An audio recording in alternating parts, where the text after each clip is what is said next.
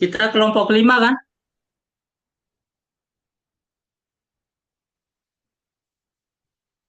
Assalamualaikum warahmatullahi wabarakatuh. Kami kelompok 5 ingin mempresentasikan eh, hasil diskusi atau musyawarah yang kita eh, terapkan mengenai strategis unit bisnis maksimal keuangan kompetitif. Sebelumnya kita memperkenalkan diri terlebih dahulu. Saya sebagai ketua kelompok atas nama Fadinul Haq dan anggota terdiri dari 4. Yang pertama Anas Rifki, Maulana Bisri, dan Firmansyah. Dan selanjutnya kita memberikan kesempatan kepada Anas Rifki untuk membacakan slide pertama. Baik, terima kasih Ketua. Ya, Jadi pada pembahasan di bisnisnya itu kita akan membahas tentang pokok-pokoknya. Yang pertama itu adalah pengertian dan konsep dasar strategi unit bisnis. Yang kedua itu adalah kita akan membahas identifikasi peluang bisnis, gimana caranya kita mengidentifikasi peluang-peluang yang bisa dijalankan. Nah, terus yang ketiga itu membangun model bisnis. Yang keempat ada strategi bersaingnya. Yang kelima lingkungan bersaing dan dinamikanya. Dan yang terakhir strategi generik bisnis. Kita masuk ke bagian pengertian dan konsep dasar strategi bisnis, definisi strategi unit bisnis.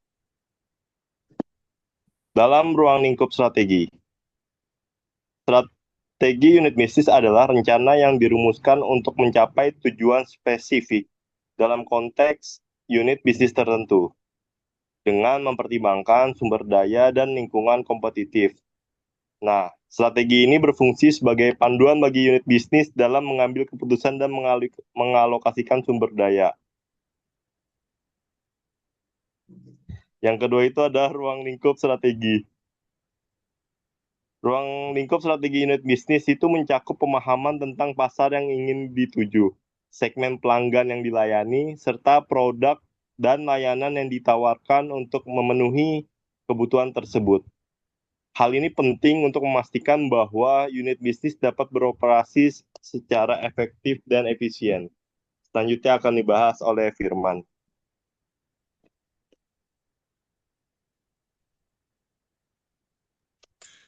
Selanjutnya itu ada komponen strategi unit bisnis, yang dimana komponen strategi unit bisnis itu ada 3, yaitu sumber daya, kompetisi inti, dan juga keunggulan kompetitif. Untuk sumber daya ini merujuk pada aset fisik, finansial, dan manusia yang dimiliki oleh unit bisnis, yang diperlukan untuk melaksanakan strategi dan mencapai tujuan yang telah ditetapkan. Nah, lalu kompetensi inti.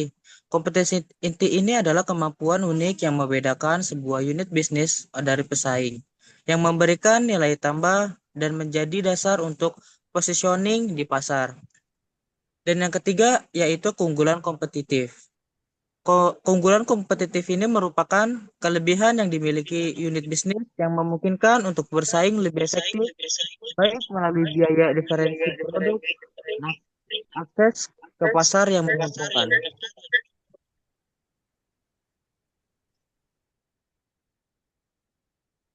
Serta di slide selanjutnya itu ada strategi diferensiasi,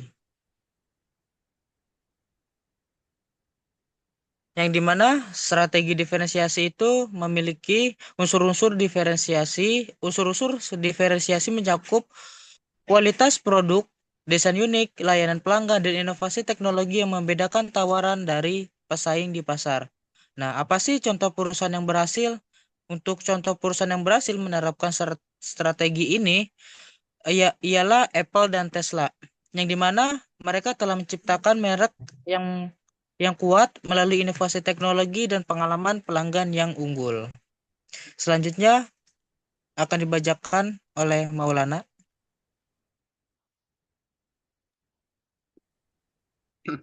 Terima kasih Firman. Selanjutnya adalah strategi biaya rendah. Yang pertama, metode pengendalian biaya. Metode pengendalian biaya meliputi efisiensi dalam produksi, pengurangan pengeluaran, dan penggunaan teknologi untuk mengoptimalkan operasi demi mengurangi biaya. Yang kedua, dampak terhadap pasar. Dampak terhadap pasar dari strategi biaya rendah sering menciptakan persaingan harga, memungkinkan perusahaan untuk menarik lebih banyak pelanggan, sekaligus meningkatkan pangsa pasar secara signifikan.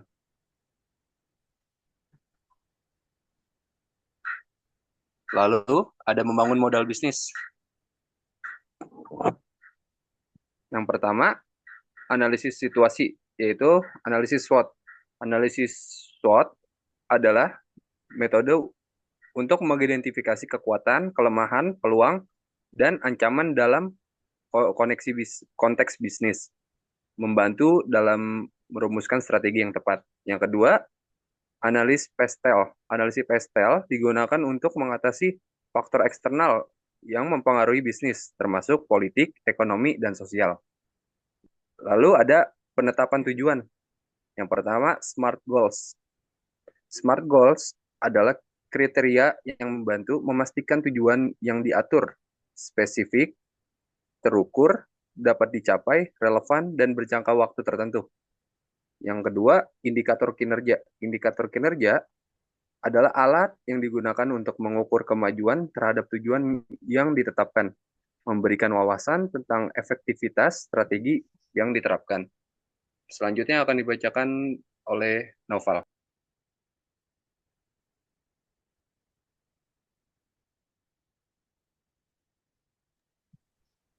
Selanjutnya adalah strategi bersaing. Strategi bersaing dibagi menjadi dua. Yang pertama adalah rencana aksi. Rencana aksi dibagi menjadi dua. Yang pertama penyusunan jadwal. Rencana waktu yang jelas dan terstruktur untuk melakukan aktivitas strategi agar langkah tepat waktu dan sesuai dengan tujuan yang diinginkan. Yang kedua, alokasi sumber daya. Rencana waktu yang jelas dan terstruktur untuk melaksanakan aktivitas strategi agar setiap langkah dapat tepat waktu dan sesuai dengan tujuan yang diinginkan. Selanjutnya adalah monitoring dan evaluasi.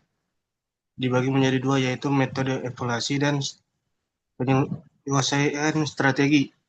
Metode evaluasi berbagai teknik dan alat untuk menilai kemajuan dan keberhasilan strategi yang diterapkan, memastikan akurasi dalam penilaian hasil. Selanjutnya, penyesuaian strategi. Proses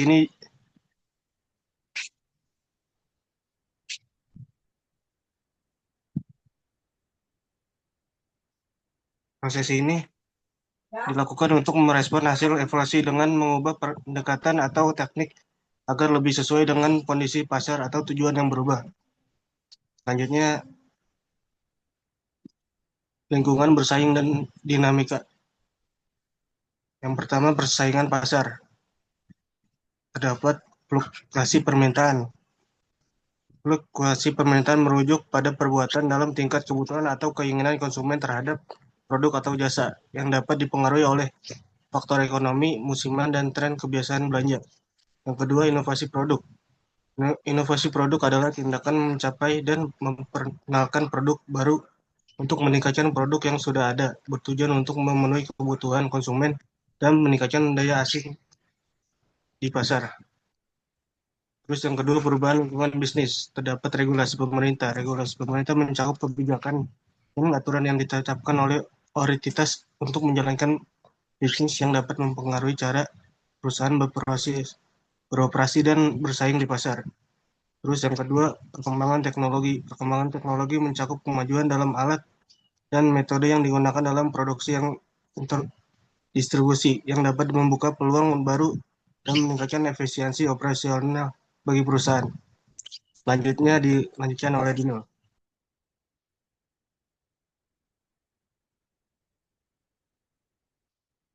Strategis generik bisnis ada dua, eh, definisi. Yang pertama, definisi strategis generik.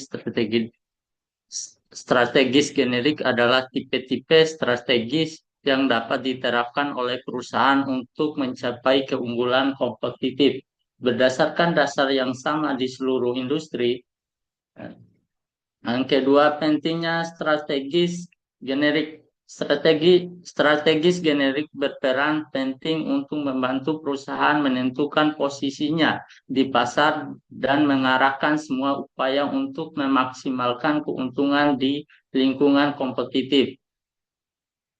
3 jenis strategis generik, yaitu cost leadership. Strategi cost leadership berfokus pada pengurangan biaya seluruh spektrum industri untuk menawarkan harga terendah kepada konsumen sehingga menguasai pangsa pasar.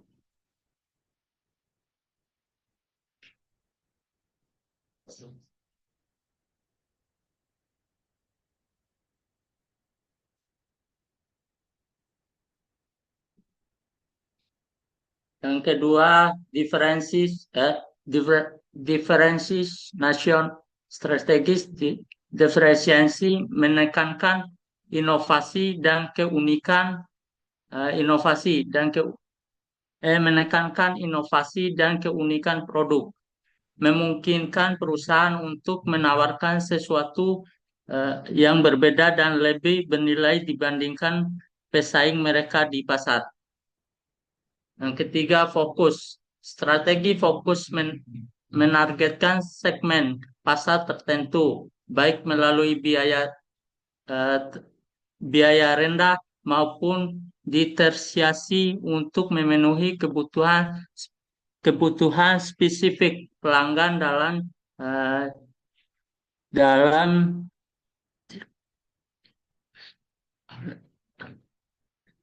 waktu yang lebih dalam.